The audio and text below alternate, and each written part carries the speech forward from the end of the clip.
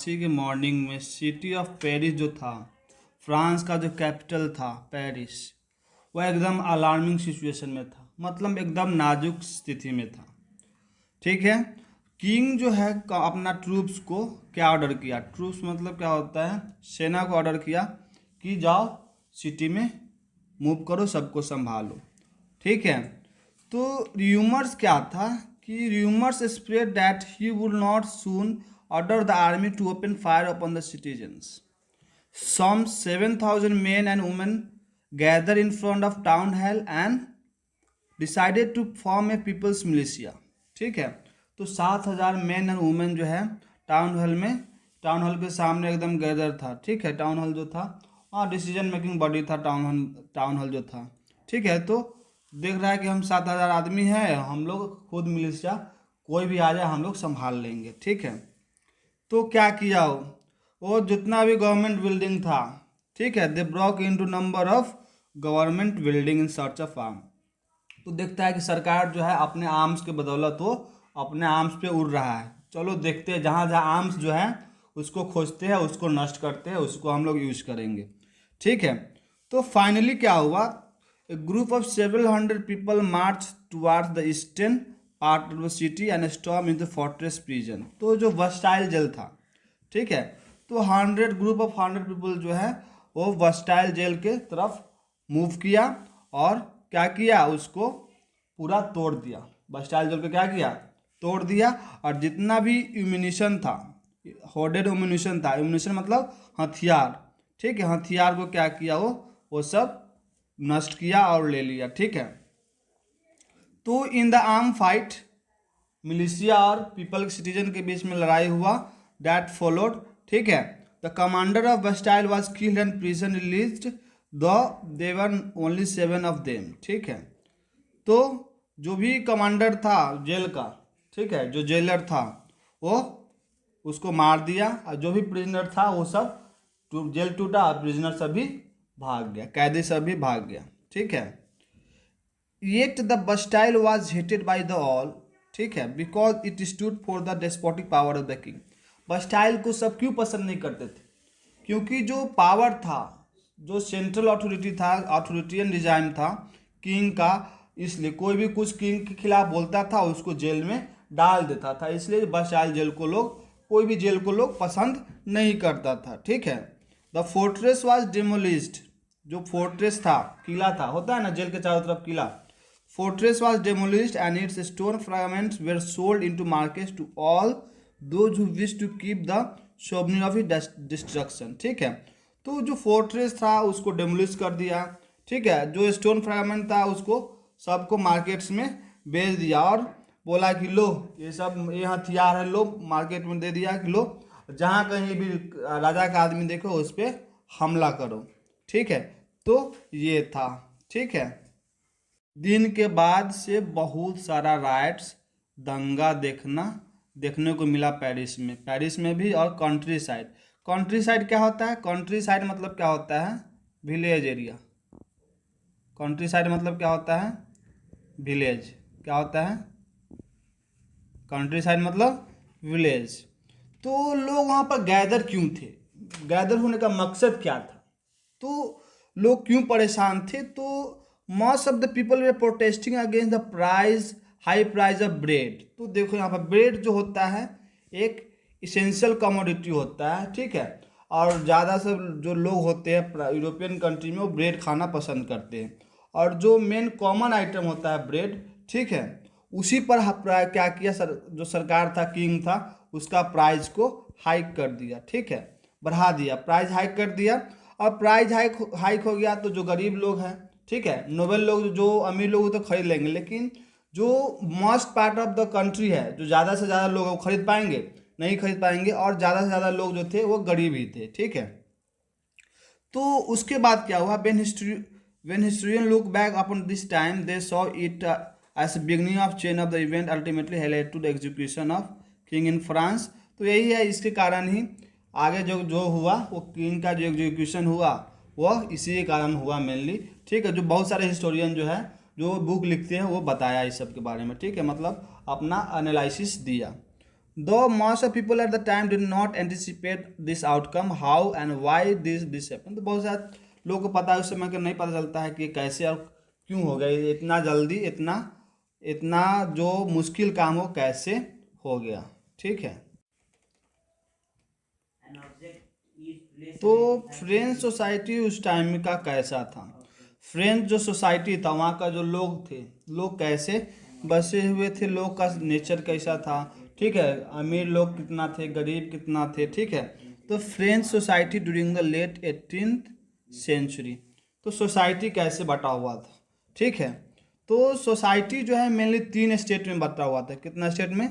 जो सोसाइटी था वो 3 स्टेट में बटा हुआ था। ठीक है, फर्स्ट स्टेट नाम दिया फर्स्ट स्टेट, सेकेंड स्टेट और थर्ड स्टेट। ठीक है, तो फर्स्ट सेकेंड एंड थर्ड, जो फर्स्ट स्टेट में था वो क्लर्जी लोग थे। ठीक है, क्लर्जी लोग, क्लर्जी जो किंग का जो ग्रुप का जो लोग आते हैं। ठीक है, फैमिली कह सकते हैं, फैमिली ऑफ द किंग, और जो अमीर लोग थे। ठीक है, उसको हम क्लर्जी लोग कहेंगे। ठीक है, फिर आता है नोबल, नोबल जो ग्रुप लोग थे उसको हम नोबिलिटी कहेंगे। ठीक है, फिर आता है जो थर्ड स्टेट जो था, थर्ड स्टेट में जो मेनली है वह बिग बिजनेसमैन। ठीक है, मर्चेंट्स, कोर्ट ऑफिशियल्स, लॉवर्स। फिर आते इसी में आते हैं उसके नीचे पीजेंट्स, आर्टिशंस। पीजेंट जो होते हैं स्मॉल फार्मर्स, उसको पीजेंट्स कहते हैं। ठीक है, आर्टिशंस हो गए और स्मॉल पीजेंट्स हो गए। ठीक है, स्मॉल पीजेंट्स, लैंडलेस लेबर, जिसके पास लेबर लैंड नहीं है वो हो गया। ठीक है, तो सोसाइटी जो है 3 स्टेट में बटा हुआ था। ठीक है, तो सोसाइटी क्या था? 3 स्टेट में बटा हुआ था। ठीक है, सोसाइटी क्या था? 3 स्टेट में बटा हुआ था। इन 1774 क्या हुआ? 1774 में क्या हुआ? लुइस 16 जो था, लुइस 16 मेनली जो है वर्मन डायनेस्टी से, वर्मन फैमिली से बिलोंग करता था। ठीक है, वह असेंडेड द थ्रोन, राजा बना। असेंडेड द थ्रोन मतलब वह राजा बना। फ्रांस का राजा कौन बना? लुइस 16। तो जब राजा बना था उस टाइम वो कितने साल का था? 20 साल का ही था। ठीक है, 20 साल की उम्र में राजा बन गया। ठीक है, और वो जो शादी किया था वो ऑस्ट्रिया, यहाँ पर ऑस्ट्रिया है, ऑस्ट्रेलिया अलग होता है, ये ऑस्ट्रिया है। ठीक है, ऑस्ट्रिया का प्रिंसेस मैरी एंटोनिटी से वो शादी किया। किससे शादी किया? ऑस्ट्रिया के प्रिंसेस जो राजकुमारी थी ऑस्ट्रिया की, उससे शादी किया। उसका नाम था मैरी एंटोनिटी। ठीक है, अपन हिज एसेसन, एसेसन मतलब गद्दी पर आते ही the new king found an empty treasure. तो देखो किंग का भी यहाँ पर दोष नहीं था। गद्दी पर आया तो जो राज खजाना था वहाँ पर इम्प्टी था, खाली था। जो ट्रेजरी था वो खाली था, तो उसको क्या करना पड़ा? तो खाली क्यों था? उसका रीजन था ये कि long years of war had drain the financial resource of the France. जो लॉन्ग ईयर ऑफ वार जो था, बहुत अभी हम वार करते हैं। ठीक है, तो वार करने में बहुत सारा चीज़ लगता है। वार करते हैं तो हम वार करने में बहुत सारा चीज़ लगता है, तो ह्यूमन रिसोर्स लगेगा पहले तो। ठीक है, अगर ह्यूमन रिसोर्स लगता है तो ह्यूमन रिसोर्स को खिलाने के लिए क्या चाहिए? तो फूड चाहिए। और फूड को कहाँ से आएगा? तो फूड आएगा तो इसमें पैसा लगेगा। फूड कहाँ से आएगा? तो इसमें फूड को लाने के लिए पैसा आएगा। ठीक है, तो ये सब जो ट्रेजरी है, ट्रेजरी लगेगा यहाँ पर। ये सब जो ट्रेजरी है वो वार में ख़त्म हो गया, जो ट्रेजरी था वो खाली हो गया। ठीक है, तो क्या हुआ? Drained the financial resource. Drain मतलब खत्म होना। ठीक है, ड्रेन मतलब बह जाना इसे बोलते हैं। ठीक है, added to this was the cost of maintaining an extravagant court at the immense place of Versailles। हाँ, तो राजा है, तो राजा क्या है? राजा के जो दरबार है उसमें उसका खर्चा ही अलग है, होता है ना। अभी भी जो अभी प्राइम मिनिस्टर तो उसका खर्चा ही अलग है। ठीक है, तो उसका पहनने के लिए, ड्रेस के लिए खर्चा, खाने के लिए खर्चा। तो जो राजगद्दी पर रहेगा, ठीक है, उसके जो नोबल लोग हैं उसका भी खर्चा क्या होगा? ज़्यादा होगा कि नहीं? तो ये तो यहाँ तक हो गया। तो अंडर लुईस 16 के अंदर क्या हुआ, फ्रांस जो है, फ्रांस हेल्प किया अमेरिकन कॉलोनीज को इंडिपेंडेंस दिलाने में। ठीक है, तो इनका जो कॉमन इनेमी जो था फ्रांस का भी और अमेरिका, फ्रांस का भी और अमेरिका का, ठीक है, from the common enemy Britain. तो ब्रिटेन से आज़ादी दिलाने में हम लोग, इंडिया का भी जो जो हम लोग के क्या थे, कॉलोनी थे ब्रिटेन का, तो अमेरिका में भी ब्रिटेन अपना कॉलोनी बना रखा था, तो फ्रांस इसको हेल्प किया। ठीक है, वार के थ्रू वह अमेरिका का कॉलोनीज को क्या किया, वो इंडिपेंडेंस दिलाया। ठीक है, तो इसमें वार करना पड़ा इसको।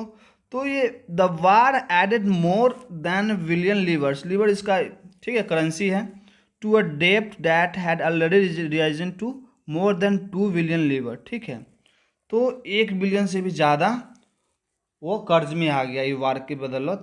क्या हुआ, और ये कर्ज बढ़कर अब कितना हो गया, 1 बिलियन लीवर तो वार में ही लगा, अब पूरा जो है कर्ज बढ़कर इसको 2 बिलियन लीवर आ गया।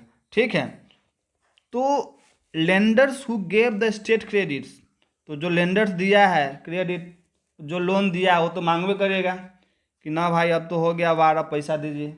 ठीक है, now began to charge 10% interest on loan. पहले तो दिया था कि हाँ आपको हम इतना पैसा दे रहे हैं, 1 बिलियन पैसा दे रहे हैं, आप हमको अगर 1 साल चाहे कोई भी साल में अगर जितना टाइम दिया गया उतना के अंदर दे दो तो इंटरेस्ट नहीं लगेगा, अगर 1 साल से अगर डिफ़ॉल्ट करते हो तो इंटरेस्ट लगेगा। तो यहाँ पर डिफ़ॉल्ट करना शुरू किया, तो डिफ़ॉल्ट होने के कारण जो लेंडर्स जो था वो 10% लोन पर पैसा लगाना शुरू किया। ठीक है, इंटरेस्ट लगाना शुरू किया।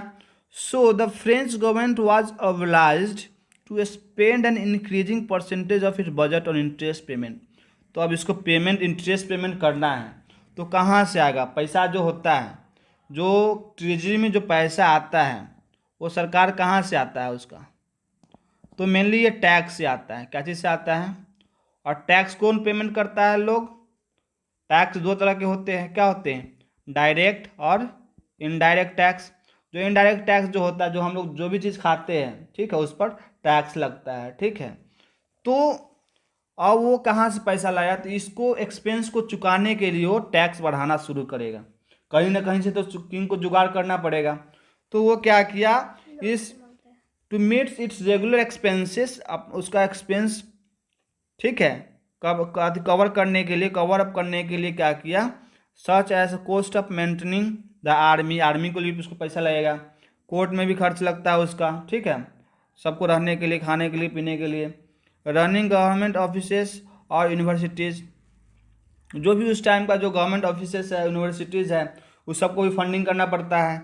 ठीक है, तो इस सब में पैसा लगता है, तो उस कहाँ से लाया पैसा आप, तो क्या किया, जो टैक्स था उसको, टैक्स को the state was forced to increase the tax, वो अपने से नहीं बढ़ाया था, उसको मजबूरी था।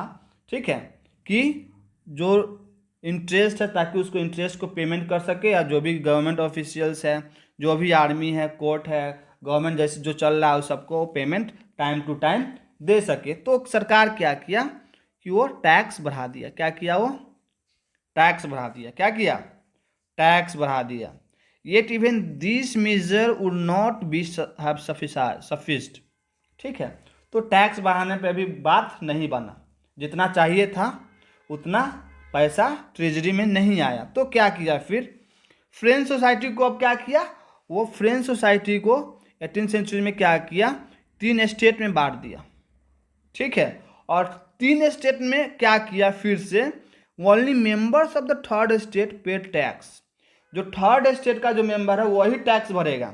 अब पैसा किसके पास है सबसे ज़्यादा, फर्स्ट के पास, और अमीर कौन है, फर्स्ट स्टेट वाला और सेकेंड स्टेट वाला।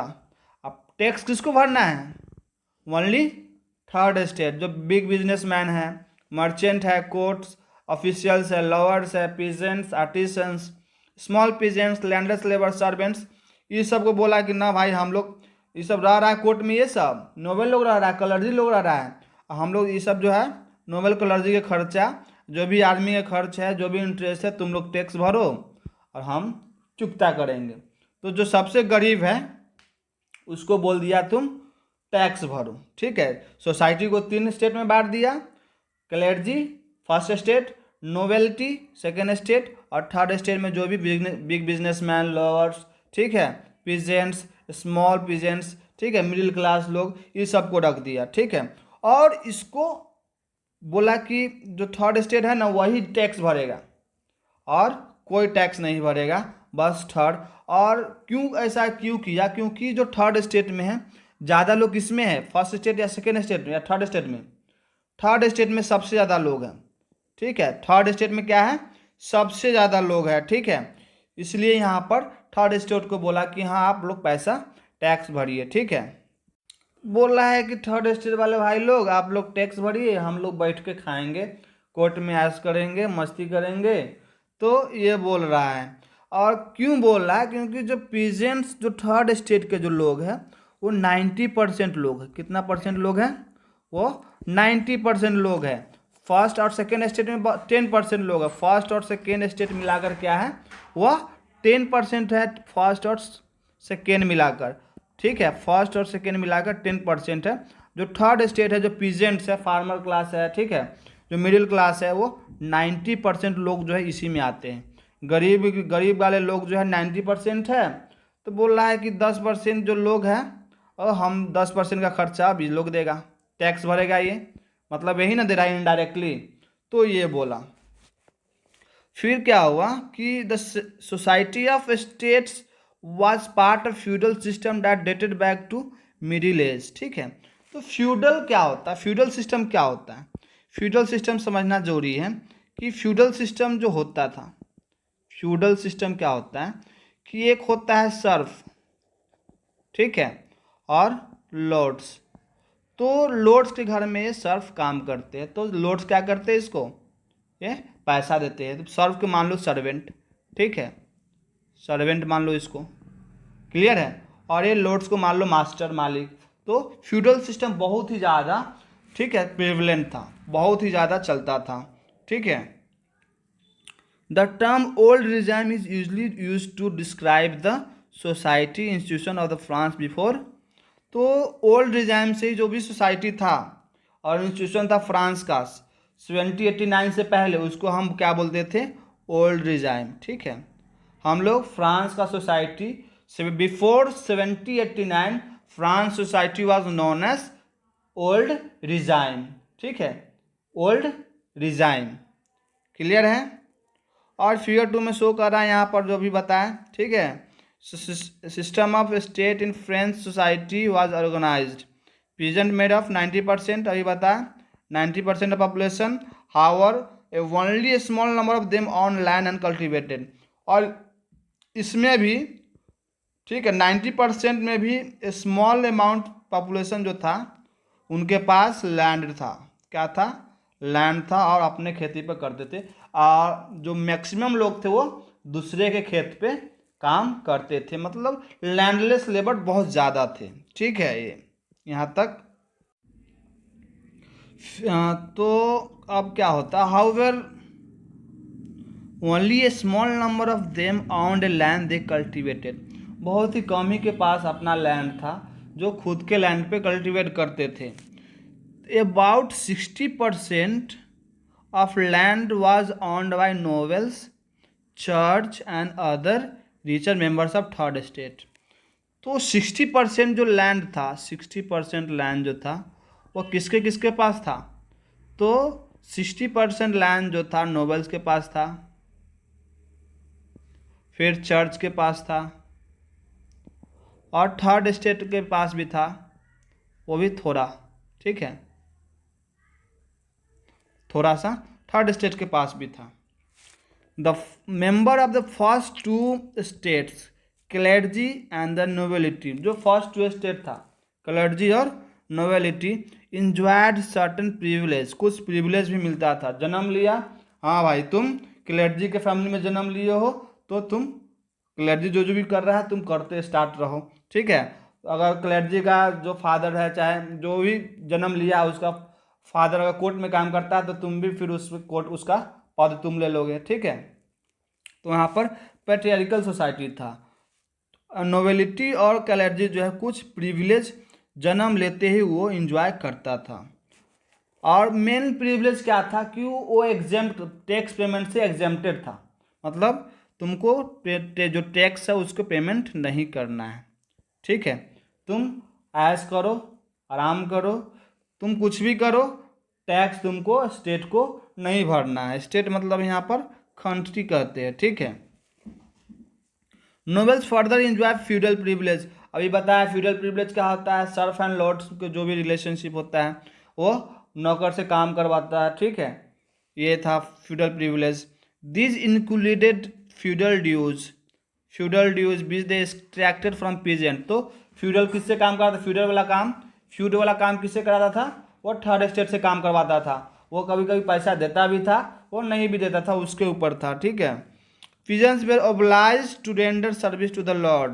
पिजन जो था, लेकिन पिजन्स को काम करना ही, अगर कोई भी जो लॉर्ड बोलता है, लॉर्ड मतलब जो भी नोबल्स क्लैडी अगर बोलता है तो उसको काम देना ही है। ठीक है, to work in the house, या तो आप घर में उसका काम कीजिए या फील्ड में काम कीजिए, या to serve in the army और to participate in building roads, या तो आप आर्मी में सेवा कर दीजिए या रोड का बिल्डिंग में पार्टिसिपेट कीजिए। फिर आता है चर्च। चर्च जो है टैक्स देता था। ठीक है, उसको क्या बोलते थे, अरे सर सॉरी, जो चर्च जो था वो भी टैक्स लेता था। क्या करता था, चर्च टैक्स लेता था। Church to extracted its share of taxes called tithes from the peasants and finally all member of third state to pay taxes to the state. तो जो टैक्स यहाँ पर देखो, tax levied by the church comprising 1/10 of agriculture produce. मान लो कि 100 kilo हुआ, ठीक है, तो 100 किलो का 1/10 कितना हो जाएगा, 10 किलो। तो अगर 100 किलो प्रोड्यूस हुआ तो 10 किलो जो है चर्च को देना पड़ेगा। कितना देना पड़ेगा, 10 किलो चर्च को, जिसको हम लोग तीथेज बोल देते हैं। ठीक है, जो भी एग्रीकल्चर प्रोड्यूस होता था उसमें से 1/10 पार्ट जो है चर्च को देना पड़ता था।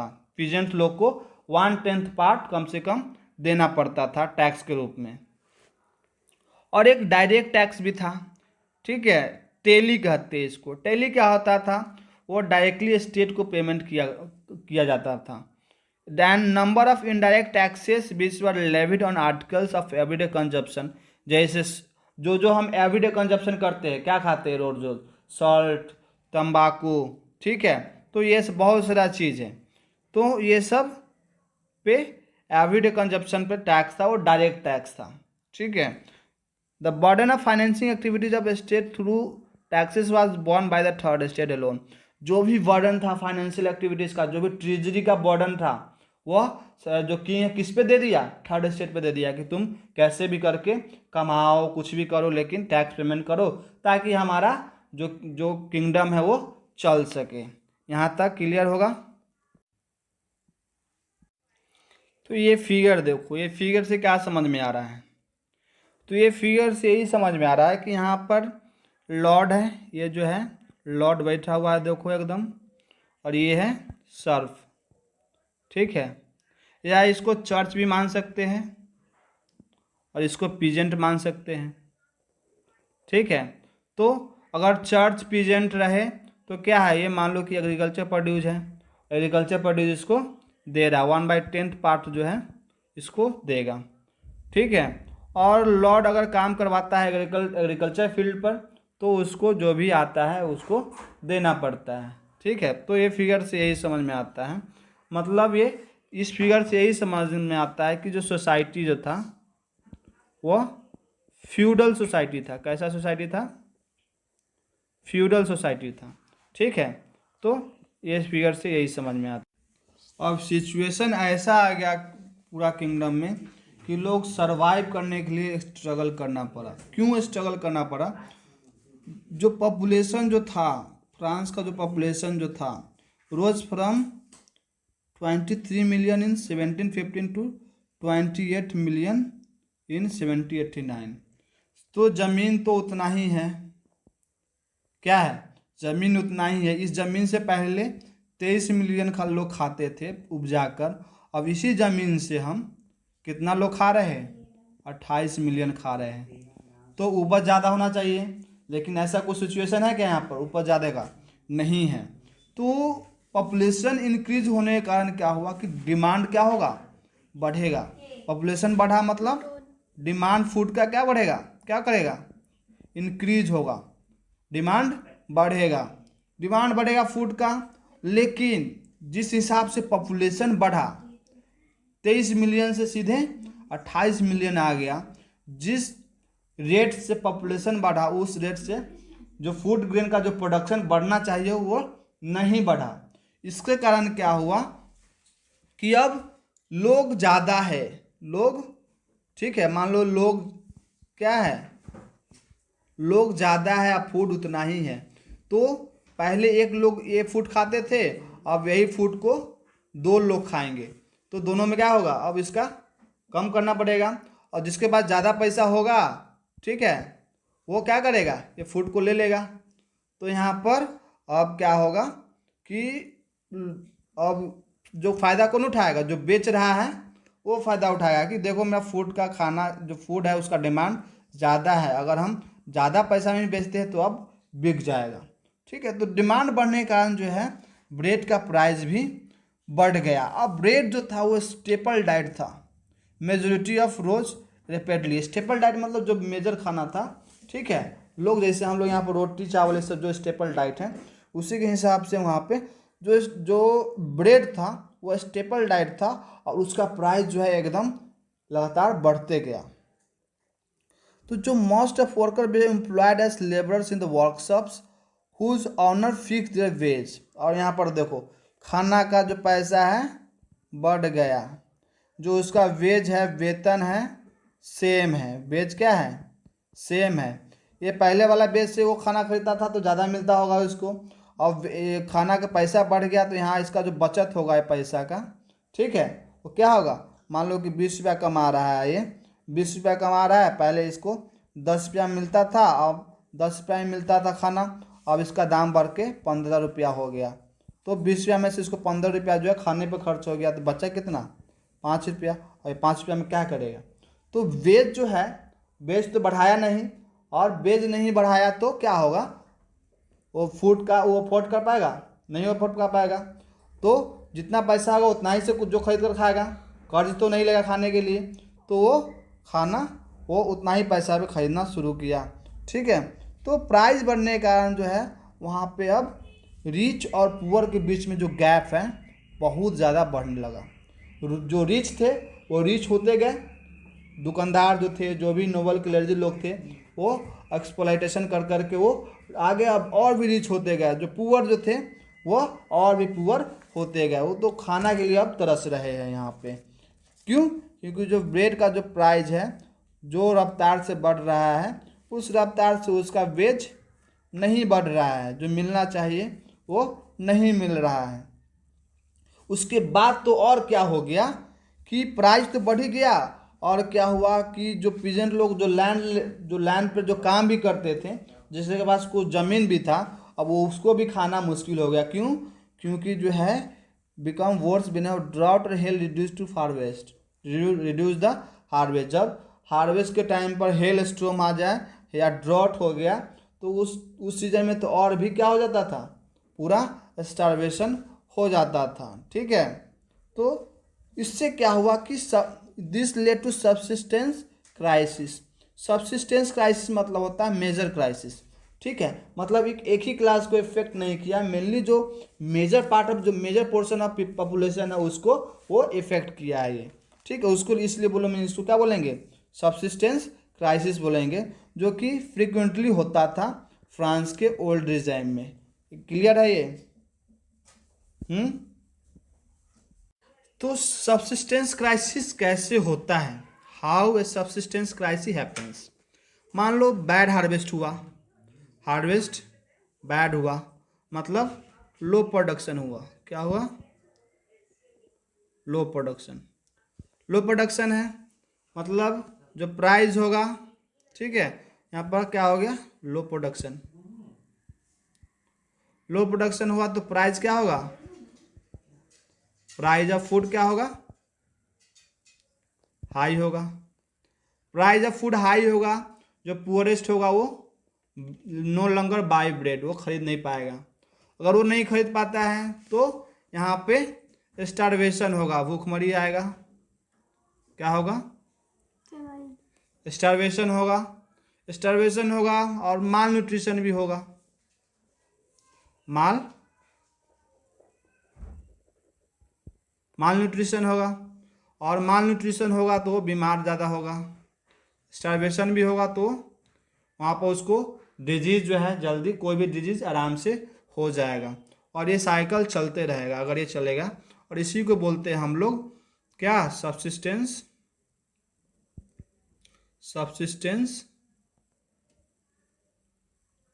क्राइसिस। क्या बोलते हैं? सब्सिस्टेंस क्राइसिस, इसको ही बोलते हैं सब्सिस्टेंस क्राइसिस। क्या समझ में आया? Bad harvest, low production, bad harvest results into low production. अगर लो प्रोडक्शन होगा प्राइस फूड जो है बढ़ेगा, अगर बढ़ेगा प्राइस तो जो पुअरेस्ट है वो ब्रेड खरीद नहीं पाएगा, अगर नहीं खरीद पाएगा तो स्टारवेशन होगा, माल नूरिशमेंट आएगा। ठीक है, लोग खाना नहीं जुटा पाएंगे, कमज़ोर होंगे तो कोई भी डिजीज जो है एपिडेमिक्स तुरंत फैलेगा। ठीक है, और इसी को हम बोलते हैं सब्सिस्टेंस क्राइसिस। ये समझ में आया? ठीक है, तो देखो कोई भी सोसाइटी का ना, अगर जो रिवोल्यूशन होता है, कहीं भी रिवोल्यूशन होता है, रिवोल्यूशन में जो मिडिल क्लास जो लोग होते हैं ना, उसका बहुत बड़ा हाथ होता है। ठीक है, मिडिल क्लास जो लोग होते हैं उनका बहुत बड़ा हाथ होता है। कोई भी अगर सोसाइटी इवॉल्व कर रहा है तो वहाँ पे मिडिल क्लास मेनली तो जो होते हैं, इसका पॉपुलेशन जो मेनली हाई होता है। ठीक है, और मिडिल क्लास मान लो कोई किस पहले ये नहीं जानते, कुछ लर्न आदमी नहीं है ये, ठीक है, नॉलेजेबल नहीं है। और मिडिल क्लास होते ही क्या होते हैं कि वो लोग अपने बच्चों को कहाँ डालते हैं? स्कूल में एजुकेशन देना शुरू करते हैं। मिडिल क्लास का जो मेन हथियार होता होगा अभी का भी सोसाइटी में, तो मिडिल क्लास लोग सबसे पहले जो है लोग वो एजुकेशन पर ध्यान देते हैं। ठीक है, तो मिडिल क्लास जो मेनली यहाँ पर कहेंगे एडुकेटेड मिडिल क्लास, यहाँ पर कहने का सेंस क्या है? Educated middle class. तो अब मिडिल क्लास यहाँ सीन में आया, अब मूवी में कौन आ रहा है? Middle class. तो मिडिल क्लास का संख्या बढ़ रहा है, और मिडिल क्लास का संख्या बढ़ रहा है, बस ये नहीं है कि इलिटरेट मिडिल क्लास का नहीं, जो एजुकेटेड लोग हैं वो अब क्या चाह रहे हैं? अब आ गए सामने कि हम जो प्रिविलेज है, जो नोबेल क्लर्जी को टैक्स देना नहीं पड़ रहा है, जो उसका सुविधा बर्थ से ही मिल रहा है, उसको हम हटाएंगे। क्या करेंगे? जो भी प्रिविलेज दिया जा रहा है, प्रिविलेज मतलब जो स्पेशल ट्रीटमेंट दिया जा रहा है, प्रिविलेज मतलब स्पेशल ट्रीटमेंट। क्या होता है ये? Special treatment. जो प्रिविलेज दिया जा रहा है वो हम नहीं सहेंगे, इसको हम ख़त्म करेंगे। तो जो एजुकेटेड मिडिल क्लास लोग हैं अब इसको ख़त्म करने पर आ रहे हैं। बहुत हुआ अत्याचार, ठीक है, अब हटाओ सरकार। फिर आता है इन द पास्ट में क्या था? Peasants and workers had participated in revolt against increasing taxes and food scarcity. तो पहले भी ऐसा नहीं था कि नहीं था, पहले तो मिडिल क्लास नहीं करते थे, लेकिन अब क्या हुआ? पीजेंट्स एंड वर्कर जो है वो रिवोल्ट्स में पहले भी पार्टिसिपेट करते थे। कैसे के खिलाफ? जो टैक्स बढ़ रहा है, फूड स्कार्सिटी हो रहा है, फूड की कमी है, उसके खिलाफ वो रिवोल्ट करते थे सरकार से। बट वो क्या कमी रह जाता था उन लोग में? But they lack the means and programmes to carry out full scale measure that will bring about a change in social and economic order. तो लैक कर जाते थे कि जो उनका बात था वो कम्युनिकेट हायर जो ऑफिशियल था वहाँ तक नहीं पहुँच पाता था, क्योंकि वो पूरा अच्छे से कैरी आउट नहीं कर पाते थे। मेजर जो था उनका, जो रिवोल्ट का जो मेजर था वो पूरा एडिक्यूट नहीं था, ताकि जो अगर एडुकेट रहता तो सोशल इकोनॉमिक चेंज ज़रूर आता, किंग उसका ज़रूर सुनता, लेकिन ऐसा नहीं था जब पीजेंट और वर्कर रिवोल्ट करता था तब। This was left to those groups within the third estate who had become prosperous and had access to education and new ideas. अब क्या हुआ? अब क्या किस पे आ गया, जो ग्रुप थर्ड स्टेट में जो थे वो जो ग्रुप प्रोस्पेरस बनते जा रहे हैं, ठीक है, एजुकेटेड बनते जा रहे हैं। प्रोस्पेरस कहने की संख्या, कहने का मतलब थोड़ा इसके पास रिच बनते जा रहा है, पैसा भी हो जा रहा है, और रिच होगा तो एजुकेटेड भी होते जा रहा है। तो ये सब जो अब जो दौर आ गया, अब किस पे आ गया, जो एजुकेटेड मिडिल क्लास है, जिनके पास नया नया आइडिया आ रहे हैं, जो एजुकेशन को एक्सेस कर पा रहे हैं, जिनके पास अगर पैसा है खुद को रहने के लिए, खुद को खाने के लिए, अच्छा अच्छा एजुकेशन पाने के लिए, ठीक है। तो अब ये एजुकेटेड मिडिल क्लास है, उस पर आ गए। The 18th century witness the emergence of social group. 18th century में नया नया सोशल ग्रुप्स उभरना शुरू हुआ, और ये जो इमरजेंस था, मेन जो सोशल ग्रुप था इसमें, वो टर्म मिडिल क्लास ज़्यादा था। मेनली कह सकते हैं मिडिल क्लास मतलब educated middle class, rich middle class, ठीक है, वह जो कि नोबेल क्लर्जी से एकदम नियर थे, ठीक है। who earn their wealth through an expanding overseas trade and from the manufacture of goods such as woolen and silk textile that were either exported or bought by the richer member of the society। तो कहाँ से कमाते थे, वो prosperous कैसे बने, जो middle class थे वो प्रोस्परस कैसे बने।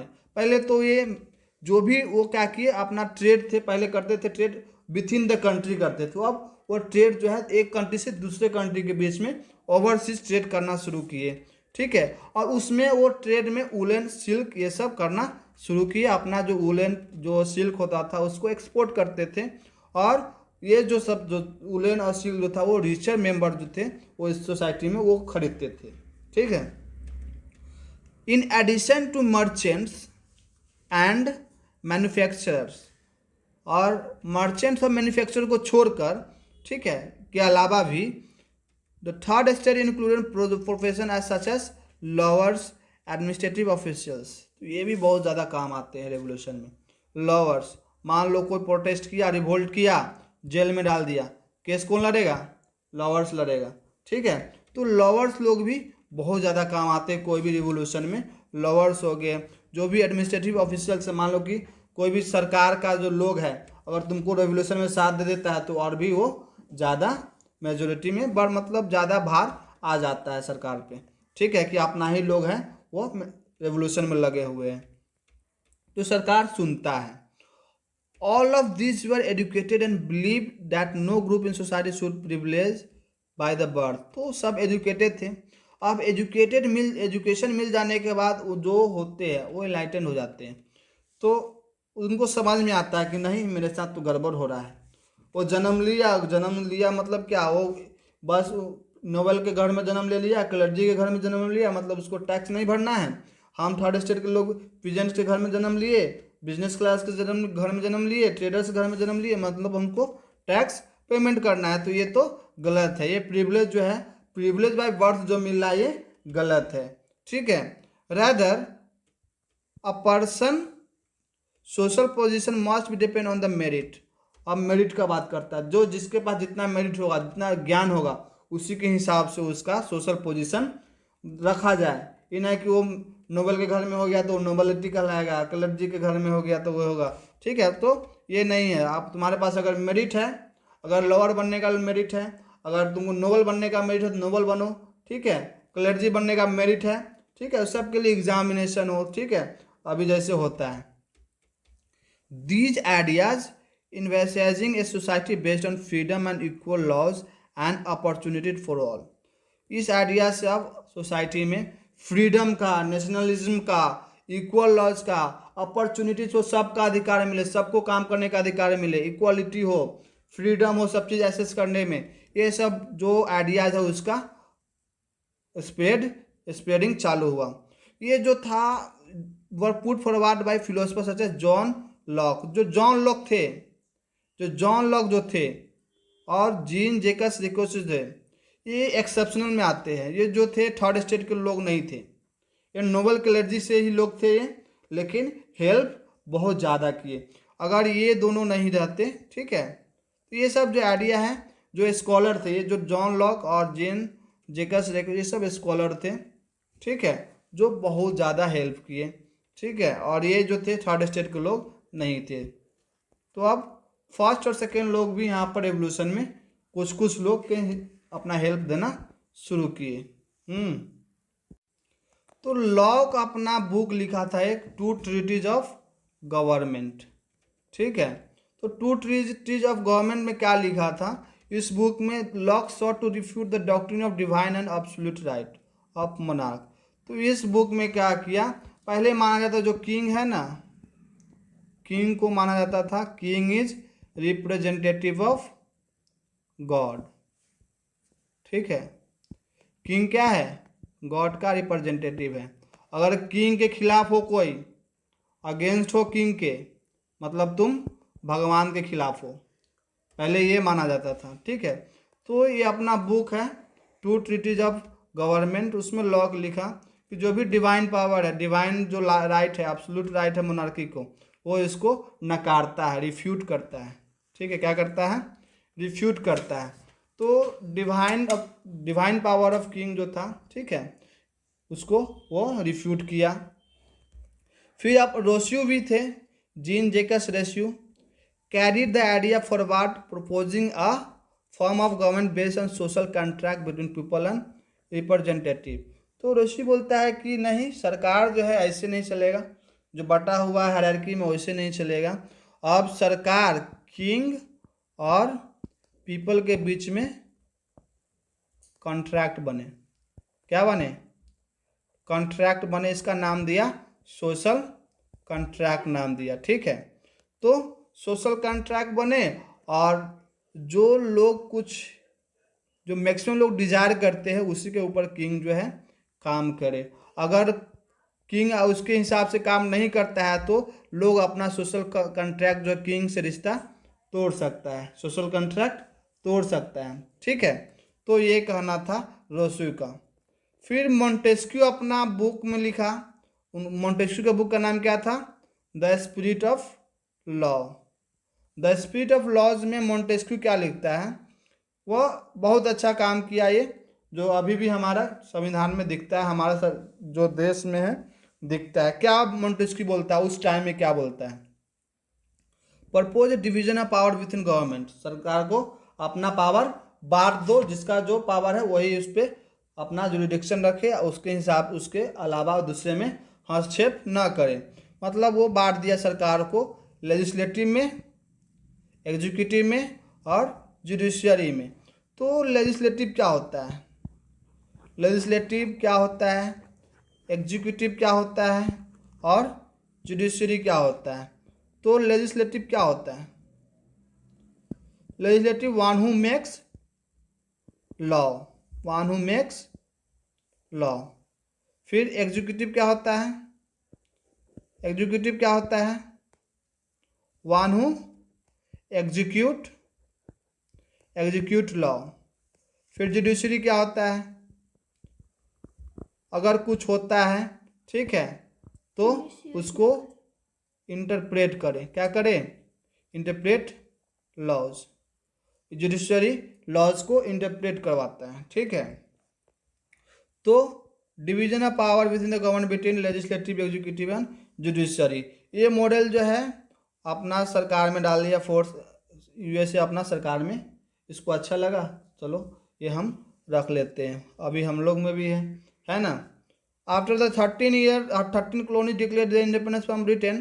तो हम लोग पढ़े थे कि लुई 16 जो है अमेरिका को हेल्प किया था 13 कॉलोनीज को इंडिपेंडेंस कराने में, पढ़े थे ना। तो इंडिपेंडेंस बाद अमेरिका जो है, America constitution and it's guarantee of individual right was important example political thinkers in France.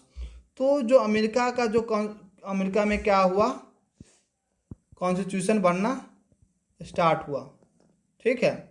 तो ये कॉन्स्टिट्यूशन से जो फ्रांस का जो थिंकर थे, उससे फ्रांस के थिंकर अमेरिकन कॉन्स्टिट्यूशन और अमेरिकन सरकार जो है इंडिविजुअल राइट दे रहा था, उससे बहुत ज़्यादा उनका सोच में अंतर लाया। कहीं भी कुछ अच्छा काम होगा तो वो भी जो लोग देखेगा वो भी तो मांगेगा, ठीक है। तो फ्रांस का जो स्कॉलर थे वो लोग पे असर किया और पॉलिटिकल थिंकर जो फ्रांस के थे उसी हिसाब से अब चलना शुरू किए। क्लियर है यहाँ तक? The ideas of these philosopher way discuss intensively in saloons, coffee house, paid among. तो अब देखते हैं ना हम लोग एरिया में भी, जहाँ जहाँ सैलून हो गया, कॉफ़ी हाउस हो गया, जहाँ पेपर मिलता है वहाँ पर लोग बैठकर डिस्कशन करना स्टार्ट हो कर देते थे, करते हैं, ठीक है। तो जो भी फिलोसफर आइडिया का, जो फिलोसफर आइडिया देते थे वो पेपर में पब्लिश होता था, और सैलून में, कॉफ़ी में, जहाँ भी लोग बुक्स के थ्रू, जहाँ भी देखते थे लोग, न्यूज़पेपर के थ्रू लोग पढ़ना शुरू किया। जो फिलोसफर का जो व्यूज है वो लोगों में आना शुरू किया, ठीक है। This were frequently read aloud in groups for those benefit who do not read.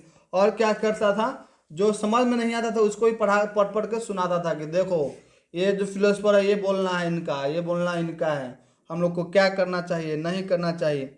फिर ये जो न्यूज़ है, news that Louis 16 plan to impose further taxes to able meet the expenses of state generated anger protest against the system and privilege.